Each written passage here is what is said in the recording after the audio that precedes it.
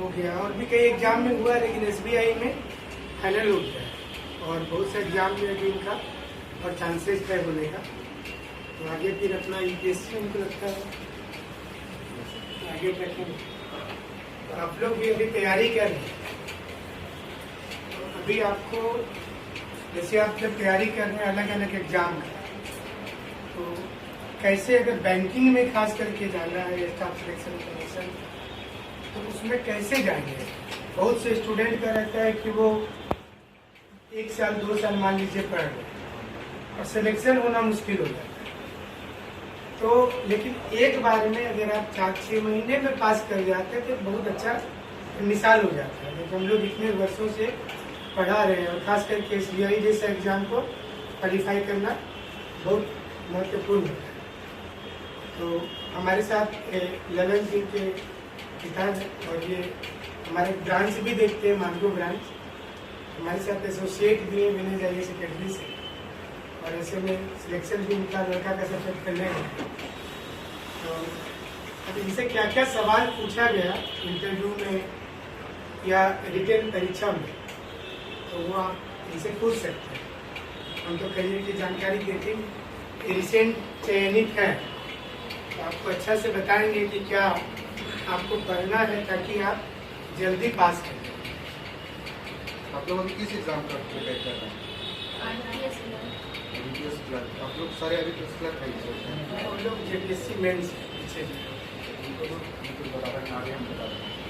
जैसे आप लोग IBPS क्लर्क करें तो मॉक्स वगैरह भी अगर देते हैं तो क्वेश्चन का लेवल जो आप लोग बनाते हैं तो क्लर्क लेवल का मत बनाइए, PO लेवल का बनाइए। अगर रीजनिंग भी बना रहे हैं, मैथ्स बना रहे हैं तो PO लेवल का बनाइए, तो ये होगा कि आप क्लर्क आसान से निकाल लेंगे। क्लर्क लेवल बनाएंगे तो हो सकता है 2-3 साल आपको लग जाएगी, 2-3 बार आपको क्लर्क का एग्जाम देना पड़े।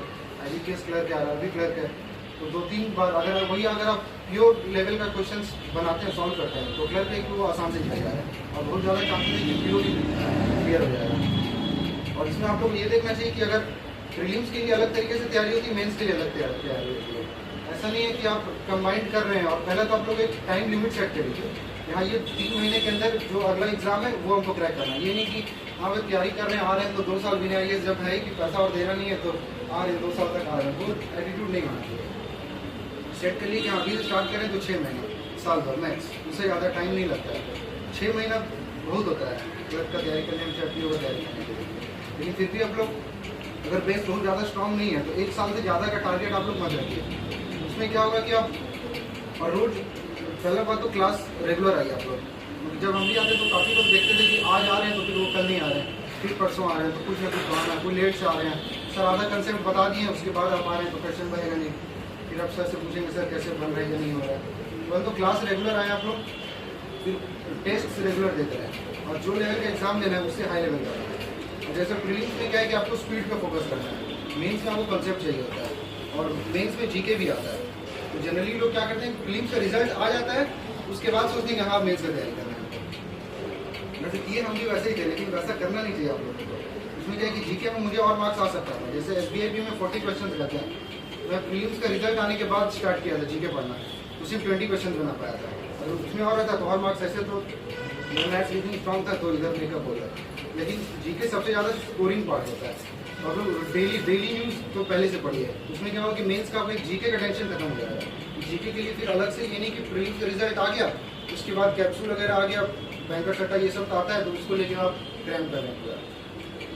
वो करने से फिर क्या होता है कि आप मैथ्स रीजनिंग में जो प्रैक्टिस चाहिए मेंस लेवल का, उस टाइम पे सब GK पे फोकस करने लग जाते हैं, वहाँ पे लैग कर जाते हैं। GK में सिर्फ नंबर लाने से नहीं होगा, तो GK शुरू से कीजिए, स्टार्ट से कीजिए। जैसा जब फॉर्म भर दी उसी में से 3 से 4 महीने का GK आता है, जब फॉर्म भर दी उसी में से स्टार्ट कर दीजिए आप लोग GK पढ़ना है, और फिर दूसरी का GK का लोड खत्म हो जाएगा। और फिर जैसे रीजनिंग वगैरह बना रहे हैं, कोई टेस्ट दे रहे हैं, क्वेश्चन नहीं बना, तो ऐसे नहीं कि 5 मिनट में क्वेश्चन नहीं बना, 10 मिनट क्वेश्चन नहीं बना तो छोड़ दिए उस क्वेश्चन को, 1 घंटा लग जाए घर में बना रहे 1 घंटा भी लग जाए, लेकिन वो अगर पजल को सॉल्व कर रहे हैं 1 घंटा लग जाए, 1.5 घंटा लग जाए, लेकिन उस पजल को सॉल्व करना है। क्योंकि अगला बार फिर आपको वो 20 मिनट 15 मिनट धीरे धीरे टाइम कम हो जाता है। क्योंकि पहला बार में किसी का ऐसा नहीं होता कि आप पजल लेने बैठे और 5 मिनट सॉल्व कर दिया। शुरुआत में सबको आधा घंटा से ऊपर लगता है 1 पजल सॉल्व करने, हमको वही लगता था। और शुरुआत का टेस्ट में भी मार्क्स कम आएंगे। जैसे 100 मार्क्स से अगर तुम मॉक दे रहे हो तो पहले भी पहला टेस्ट जब हम किए थे तो 23 मार्क्स आया था 100 में, और कट ऑफ गया था इस बार 56.75, और मेरा मार्क्स था अभी SBI PO प्रीलिम्स में 62.25 और मेरा पहला मॉक टेस्ट का मार्क्स था 23 या 24 ऐसा कुछ था। ये नहीं कि पहला टेस्ट दिए तो फिर वो निराश हो गए कि हाँ नहीं आगे बनाते जाइए, जो क्वेश्चन नहीं बना उसको दोबारा बनाइए, टाइम लगे 1 घंटा टाइम लगेगा लेकिन उसको बनाइए। इस तरीके से जब आप करते जाएंगे और टारगेट एक सेट कर लीजिए कि हाँ 6 महीने में हमको करना है।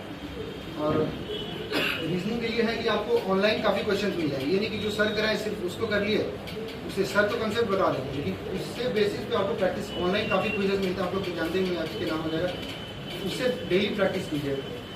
रीजनिंग हो, मैथ्स हो, इंग्लिश हो, जनरली इंग्लिश लोगों का वीक होता है लेकिन अगर कोई उसको अपना स्ट्रॉन्ग पॉइंट बना लेता है तो वो काफ़ी ज़्यादा बेनिफिट करता है, क्योंकि रीजनिंग और मैथ मोर और लेस सबका इक्वल लेवल पे होता है लेकिन इंग्लिश ही फैक्टर डिसाइड करता है। जैसे मुझे इंग्लिश में जैसे एवरेज स्कोर होता है 10 से 12 आता है SBI PO का प्रीलिम्स में, लेकिन मुझे 22 मार्क्स आए थे 30 में।